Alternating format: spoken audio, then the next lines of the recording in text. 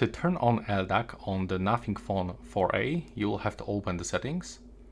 Now go to the connected devices, and here you have to get this settings icon next to the device that you are currently connected. So I'm actually connected with my earbuds.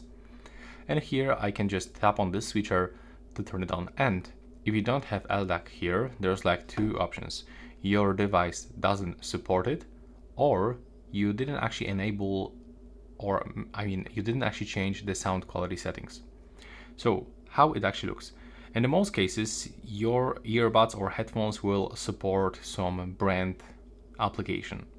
For me, I've got Huawei device, so I have to open Huawei application, go for my earbuds, and now I have to search for the sound quality settings. And here I have to set to switch into the prioritize sound quality. If I'm gonna go for the connection quality, and here I will get the AAC codec. So as you can see, this is all we have to do to get the LDAC. Now I'm switching to quality mode, and we got LDAC.